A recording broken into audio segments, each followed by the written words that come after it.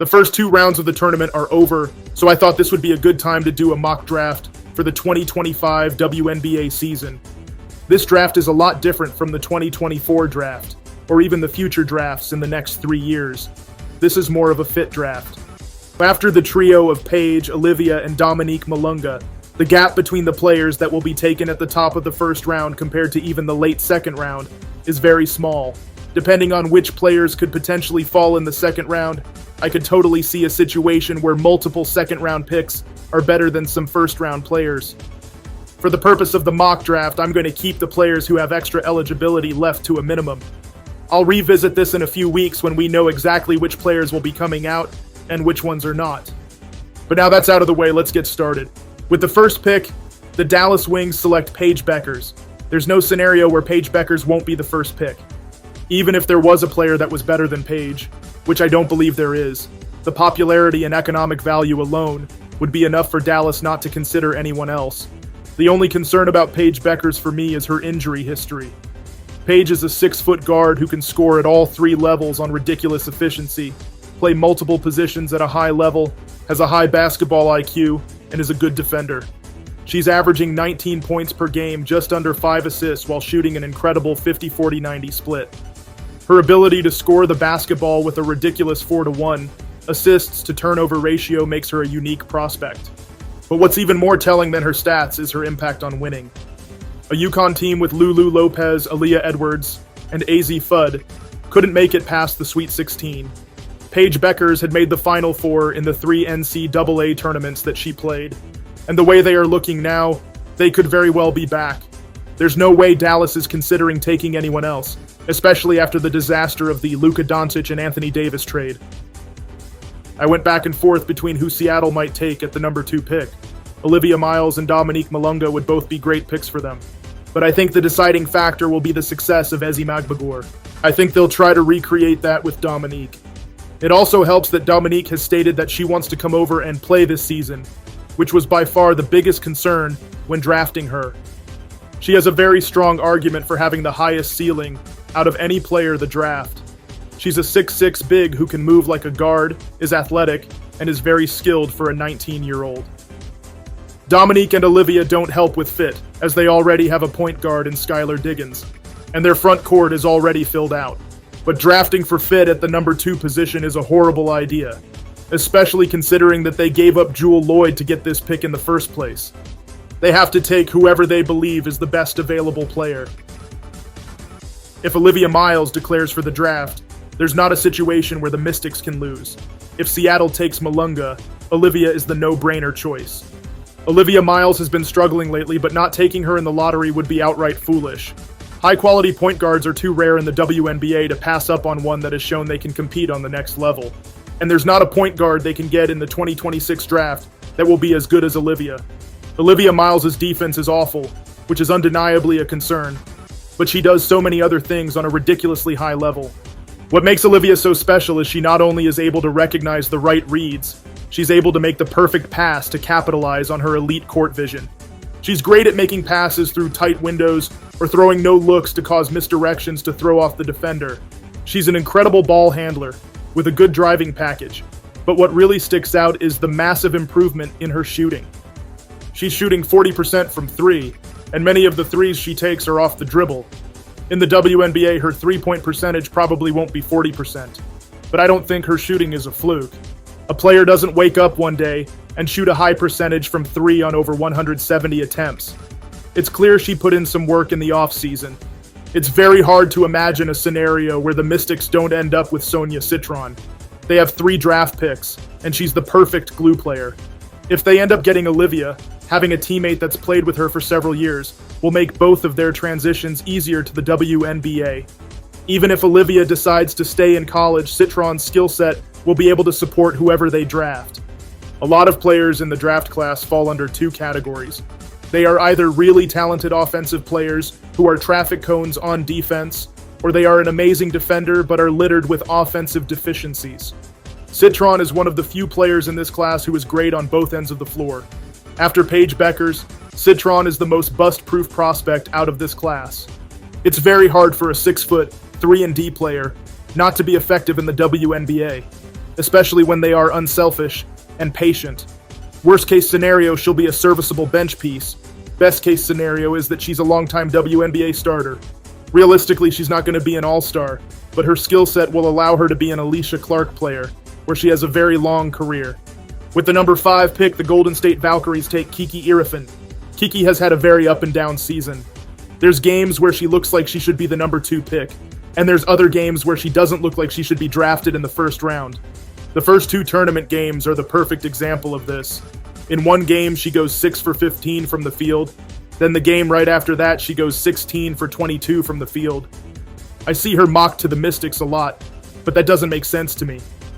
Kiki has potential, but it's not worth passing on Citron for her when Aaliyah Edwards was drafted last year and is the better player. I think the only way this changes is if she goes nuclear against Ayoka Lee in the Sweet 16 game, which, to be fair, isn't out of the question. On the other hand, going to Golden State makes perfect sense. They badly need players they actually know will be able to play next year, and she won't be fighting for minutes, which means she can spend time developing her skills instead of having restricted playing time. The Kansas State game will by far be the biggest of her career. If she gets dominated by Ayoka Lee, it's possible. Likely even that she falls. But if she leads them to victory against Kansas State and plays well against UConn, she could rise to the lottery. I think the Mystics have the first real surprise in the draft, by drafting Aziah James at number 6. The Mystics need a bucket getter, especially after trading away Ariel Atkins. They don't need any more role or glue players. They already have a deep supporting cast. They need a guard they can give the ball to that can make something happen. There's not a better shot creator than Aziah James in this draft. There's very few college players in general who have the creativity of Aziah James.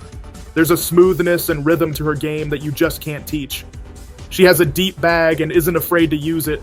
She's always been a gifted 2-point scorer, but she's made massive improvement to her 3-point jump shot the last 2 years.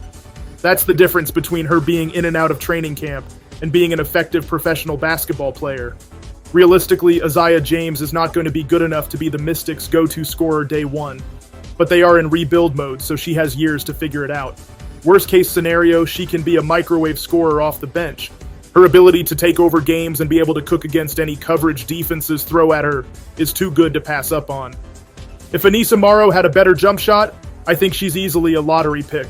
She is by far the best rebounder. She's a good defender, and she's relentless inside. I could care less about her height. Her strength and athleticism more than make up for it. It's the shooting that's the concern. If she is able to play like she did against Florida State more often, she could end up being one of the best players in this draft class. In that game, she was knocking down mid-range shots, efficient, playing good defense, and was even dropping some dimes. The more I watch Aneesah Morrow, the more I like her as a prospect. She has flaws in her game, but I would argue every non-lottery pick has a major hole in their game, and in some cases, even more. The best part about Aneesah Morrow is not anything related to her game physically. It's her mentality. Every game she gives maximum effort. It's very clear some WNBA players take some days off in the regular season. If they do that against Aneesah, they're going to get embarrassed. I could totally see this being an Angel Reese situation, where people aren't high on her before the draft, then switch up as soon as she has a few good games, and call the GMs dumb for not drafting her higher. I think the second massive shock in the WNBA draft is the Connecticut Sun. There's always at least one player that goes way higher than people expected, and I think Lucy will be that player in this year's draft. I see a lot of Marina Mabrey and Lucy Olsen. Marina wasn't the tallest or most athletic player. She wasn't the strongest. She didn't show point guard abilities until her senior season, which is why she fell to 19th in the draft. And since then, she has significantly outplayed that draft position. The Connecticut Sun has a lot of belief in Mabrey, even if Marina doesn't believe in them as a franchise. So I could totally see them getting a player who has similar basketball qualities, and Lucy Olsen won't try to leave when things get tough. One of the biggest positives to Lucy is something that is talked about the least. Lucy Olsen is only 21 years old. To put that in perspective, Georgia Amoore will be 24 by the time the draft comes.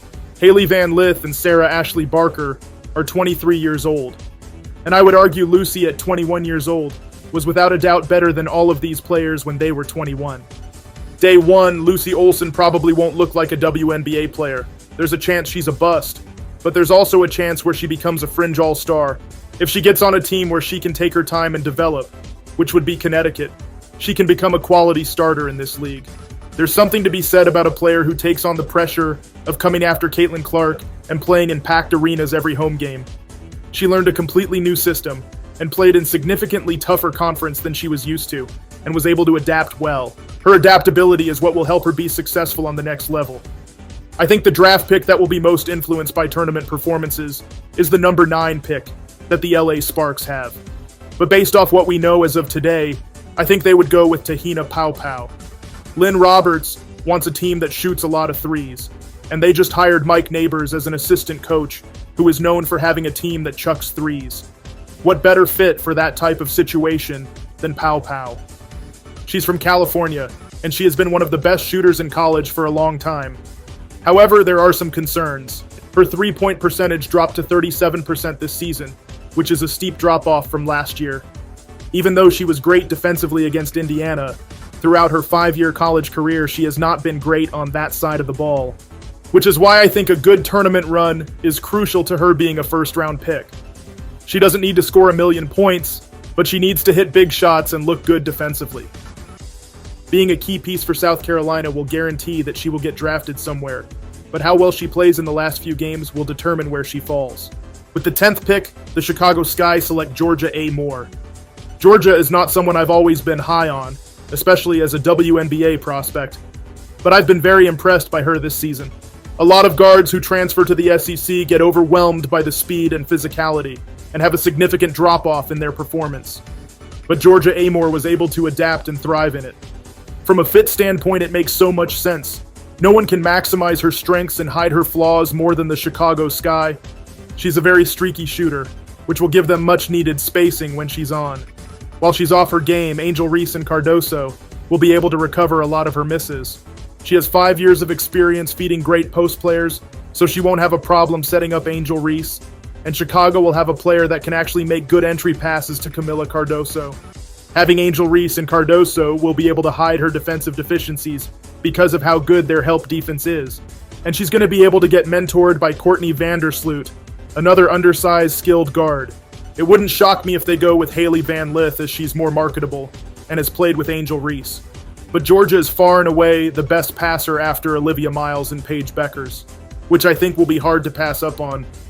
Georgia will be 24 by the time the draft hits, and the game she went ice cold will make it hard for a GM to use a higher pick on her.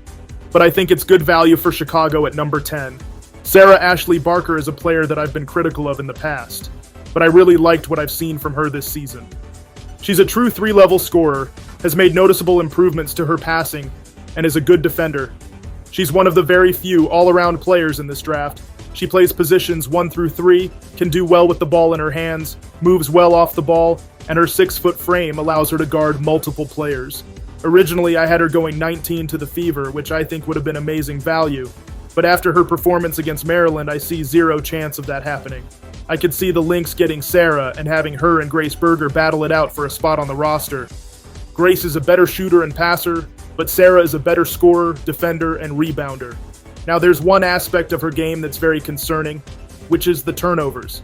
She's averaging 3.3 turnovers, which would be the most out of any projected first-round pick.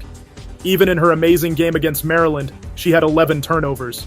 If there's anything that will prevent her from being a WNBA player, it's not being able to take care of the ball. But the versatility she has makes me think a team will take that chance. Even if she doesn't make it past training camp, I could see a team like the Valkyries or the Mercury picking her up. With the 12th pick in the draft, the Dallas Wings select Sedona Prince. The Wings have no room at the guard spot, so I don't see them taking any guards. I do not believe the off-the-court issues will prevent a team from taking her. There's been multiple WNBA players accused of similar acts, and they were still able to play. The reality about professional sports is they don't care what you're being accused of if you don't get arrested and the team thinks a player is good enough. Sedona Prince is not very fast, and will not be nearly as physically imposing against grown women. She's also the same age as Shakira Austin, who was drafted in 2022. But there's 3 things that will help her get drafted. She's 6'7", she can shoot, and she is a good defender. She's probably not going to have the same defensive impact she had in college, but if she can defend better than Tiara McCowan, which won't be hard to do, then Dallas will see value in her. It also helps that she is from Texas and plays for TCU. Historically, teams have a tendency to draft players that are in close proximity to them, or have hometown ties. But that's it for this mock draft. I'll include a second round closer to the draft date. The reason I'm waiting is because teams keep passing around their picks, and which players decide to stay in college or leave will heavily influence who could get taken where. But 3 players I could see getting taken very early in the second round are Serena Sundell, Sanaya Rivers, and Haley Van Lith. But what do you all think? Who is a sleeper pick in this draft? Is there a player that you think is projected too high or too low? I'd love to hear your thoughts. Thanks for watching, and I'll see you later.